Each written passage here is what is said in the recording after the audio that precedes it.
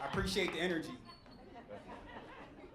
You know what? You two right here, y'all, both of y'all cute. You cute, she cute. Are y'all gonna have sex tonight? And don't lie. Yes? And don't lie. Good. I hope you both get some sex tonight. And you, my friend, I hope you get some sex tonight. You in the red sweater, I hope you get some sex tonight. Who else we got? My homegirl Keisha, I hope you get like all the sex tonight. It's so good to see you. Yo, I hope you all get some sex tonight. Ooh.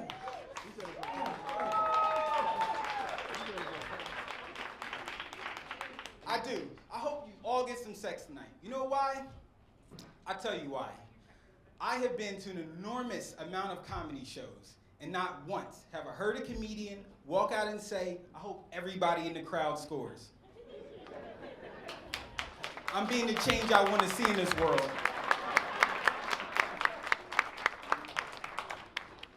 And I don't care if you have a coochie and you want to eat some coochie from behind like a stuffed crust pizza. Or if you have a dick and you want more dick, I hope you all get some sex tonight. What difference does it make? I'll tell you the difference it makes. When everybody's getting some sex, because more sex lowers road rage, lowers school shootings, and lowers taxes. Yeah, I threw that last one in there. I threw that last one in there for my fiscal conservatives. Holla if you hear me. Y'all know what I'm talking about. Some people not getting no sex. Some are not getting the requisite amount, style, and or frequency. I want you all. I want you to fuck somebody. I want you to suck somebody. I want you to reach around somebody. Remember, it's for safety. Plus, the added benefit of sexual healing. I look around, this is a good looking crowd. I can feel it in my spirit. Somebody in here needs a breakthrough. Somebody in here needs a sexual healing. Somebody in here is holding on to coochie like it's her last $8. Spend that money and take that coochie for a spin around the block. Yo, my man, my brother, remember last time you had good head? Do you remember? That wasn't enough. How about you? You remember last time you had good head, my man? Yeah, you know why? Because good head is remarkable. I remember in the early 90s, I didn't know what head was. I used to sing the lyrics to Notorious Big's verse on Get Money. It goes like this. Get money, you wanna sit mo on my living room floor, play Nintendo with Caesarino, pick up my phone, say Papa not home, sex all night, mad head in the morning. They know it, they're just a little shy, they know it. Mad head in the morning, mad head in the morning. Speaking of head, I don't eat a lot of coochie. I don't always eat a lot of coochie. But when I do, I prefer to eat a lot of coochie. Stay horny, my friends. All right, I'm gonna tell y'all how to get an extra inch. And from the looks, most of y'all probably need it. Boy right here, he probably don't need an extra inch, but the rest of y'all probably do. So I'm gonna tell you how to get it. So, brings me to my next point. I don't need Viagra. I don't. Not yet. Not yet. What I really need are painkillers for my back and leg. I got hurt jumping out of a perfectly good airplane when I was an Army first lieutenant.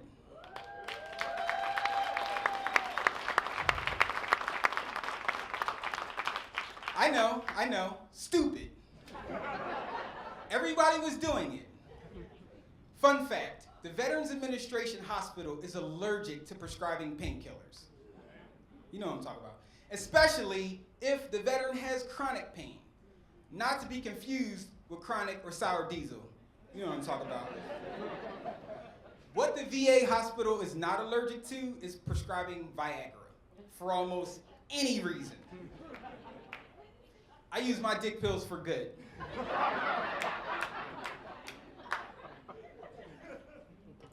When I want to drop off plenty of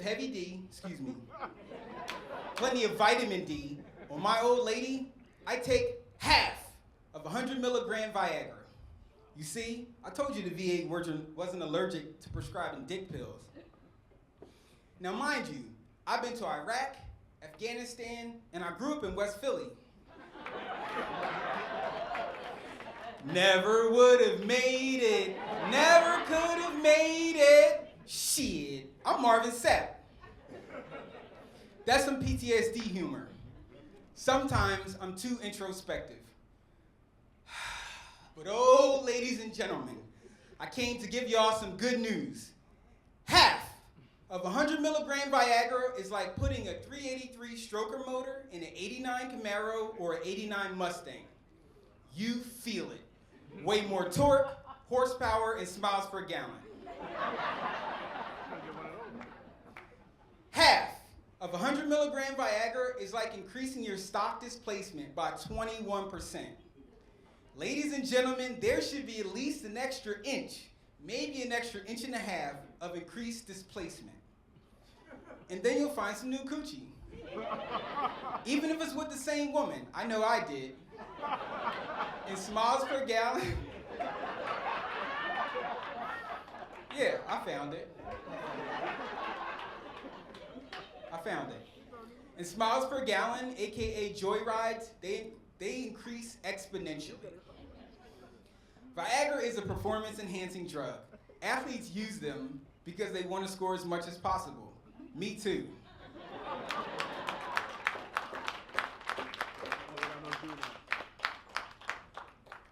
So I told y'all I was gonna tell you how to get an extra inch. We did that. Which leads me to my next point. Now that we're friends, I'm gonna tell y'all some family business.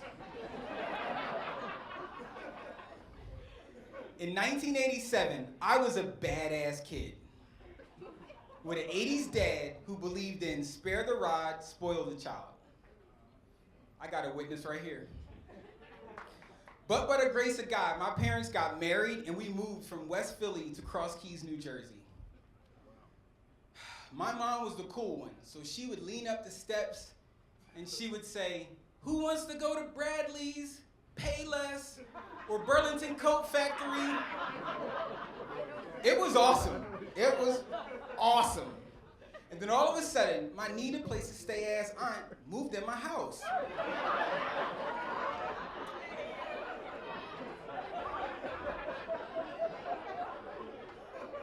More specifically, she moved into our playroom that was connected to our bedroom. A few weeks after my needed place to stay ass aunt moves in, she starts babysitting me and my brother. Problem is, she's only like 11 years older than me, and I didn't like listening to her. So, before I knew it, my dad's little sister started snitching on me. And again, I had an 80s dad who, he would throw the ball around with me, but he don't play.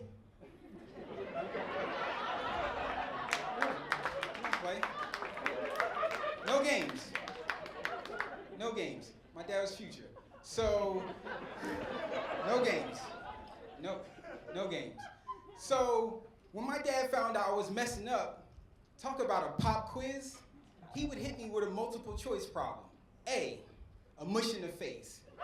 B, a whooping. C, punishment. Or D, all the above. I got all the above almost all the time. Yeah, I had a well-whipped ass. I really did.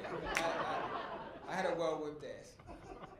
So, my aunt, she would tell my dad everything. She would tell him curse words I said. She would tell him how I insulted her cooking, how I made my brother cry. So I used to beat up my brother's My Buddy doll. Fun fact, the My Buddy doll was created to appeal to little boys to teach them how to treat their friends. Yeah, right. I was drop kicking my buddy, doing my best WWF moves. I would hit my buddy with a chair, right? I put my buddy in a chokehold. And my favorite, like Hacksaw Jim Duggan. Ho! I would take my 2x4 and I would break my buddy's leg. And my brother would cry and my aunt would tell. I had to teach her a lesson. So I go in the kitchen and I get 2 pinch top sandwich bags. Then I go in the bathroom, close the door behind me, and I fill the first sandwich bag with piss. And I carefully pinch the top, and then I take the sandwich bag of piss and I put it inside of the second sandwich bag. And I pinch the top with that one. Then I take the sandwich bag of piss and I sneak upstairs into my old playroom, now my need-a-place-to-stay-ass aunt's bedroom. And I hide the sandwich bag of piss under her comforter. Knowing with the right amount of pressure, the sandwich bag would burst open and teach my aunt a lesson. I laid in bed that night, charged. I could barely sleep. Eventually, I fell asleep, but was woken up by the sweet, sweet sounds of my need-a-place-to-stay-ass aunt screaming and hollering. I hop out of the bed. My parents rush up the stairs to see what the matter is. My aunt is holding her wet nightgown away from her body, screaming, piss, piss!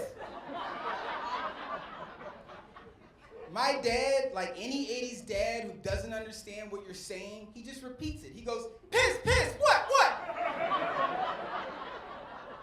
My aunt goes, this is Hooga's piss. Side note, when I was 6 years old, my nickname was Hooga Bear.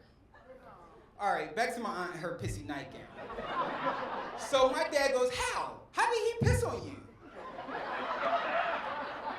My aunt goes, no, he pissed in my bed.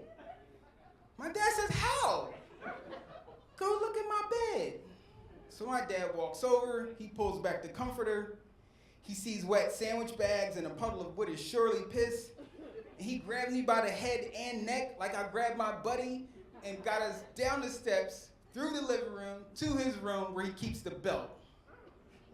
My dad slams the door and he leans in and he says, D, that's the funniest shit I've ever seen.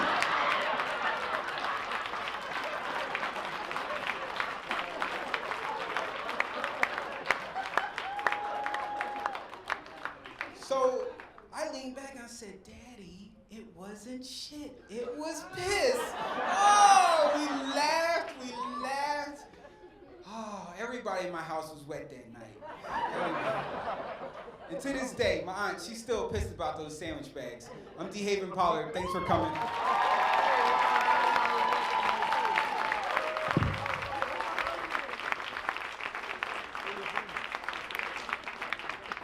The Haven Pollard